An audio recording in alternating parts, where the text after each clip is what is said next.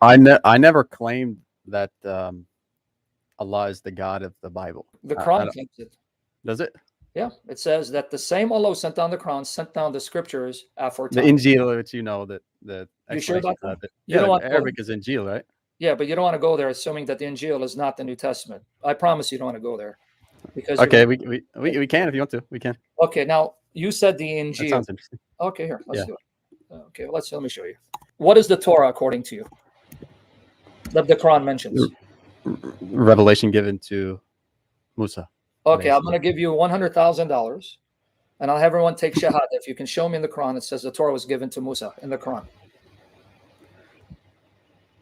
I told you don't want to go there, but you insisted.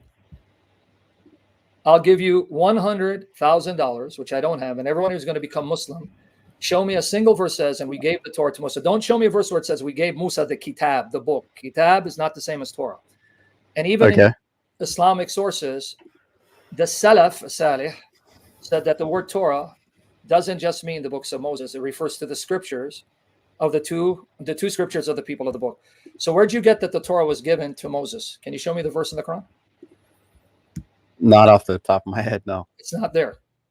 Okay. I'm telling you, and I'm going to prove it to you. It's not there, but I don't know why it doesn't come. So you think that when the Quran says Torah, it's referring literally to the Old Testament? I'm not saying that. Your Muslim translators admit this because I'm going to quote them in a minute. But before I do that, here, let's go with Injil because it's singular, not an Injil. Never heard that one before. All right, let's read. Surah Al-Ma'idah 5:46 to 47.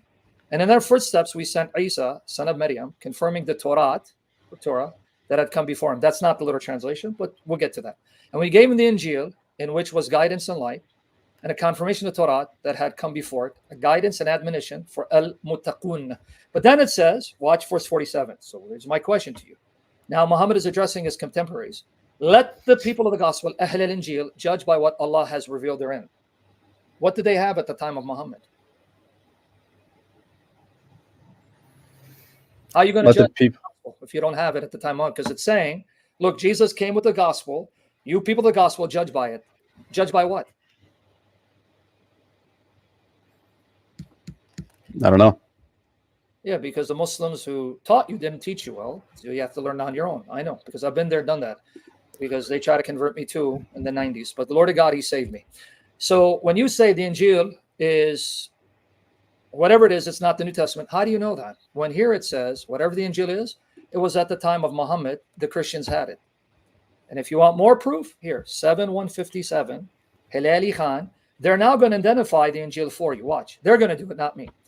Those who follow the messenger, the prophet, who can neither read nor write, right? Whom they find written with them, it's with them in the Torah and the Injil. And what did they identify the Injil here as?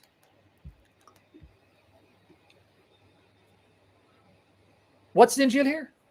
They gave it to you in parentheses. I don't know. What is that? That's a Bible verse. What is that verse? John. See, that's why you got to read the Bible. John 14, verse 16. So I thought, hold on. And this is the Hilali? Yeah, Hilali Khan. Hilali Khan translation. That's what I'm using right here. Hilali Khan here. So in case okay. Hold on. Hilali Khan, you see it? Right here, Hilali Khan. Boom. Sure. And right here. So they're telling you this prophecy of this unlettered prophet is in the Injil. And they say, well, that's the Gospel of John, chapter 14, verse 16. So wait, didn't you try to somehow deny that the Gospel is not what I have? It's not the New Testament? How do you know that? What is that? 6:16? Chapter 14, verse 16. This is Roman numeral 10, 1. Okay, Right. I means 14, verse 16. Right. It's the prophecy of the Paraclete. And here, Deuteronomy 18:15, a prophet like Moses. But my point is, they're telling me that the gospel that's with the Christians is the Gospel of John. Why did they tell me that?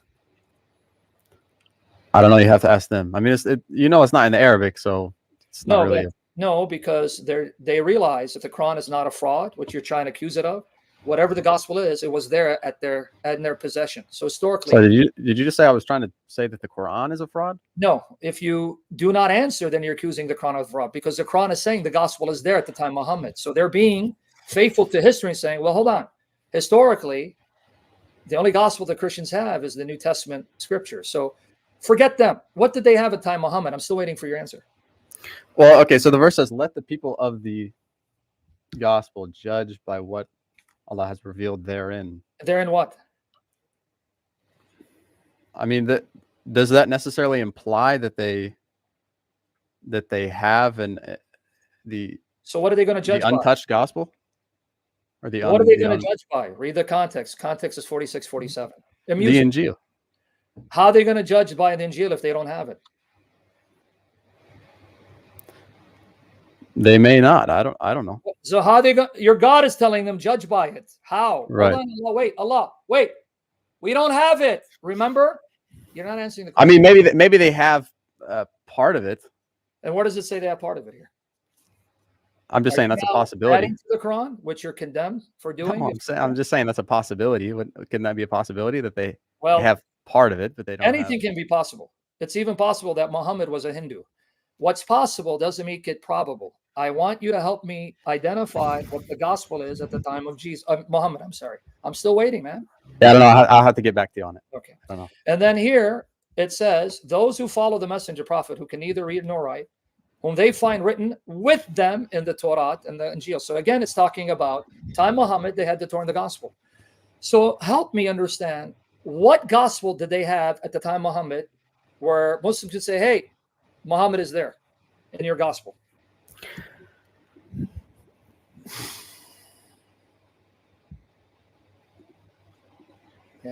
Yeah, like I said, I have to get back to you. I don't know. That's what I'm saying. Don't come to me and say untainted gospel, because I know you bought the Dawah script.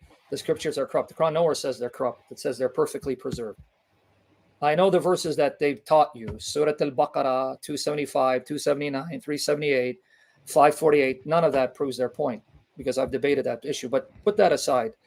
I want to again ask you, what made you think that the God of the Quran is the same God of the prophets mentioned in the scriptures? Because it talks about the prophets who were given scriptures before Muhammad, and Muhammad comes in their succession, and it's supposed to be the same God.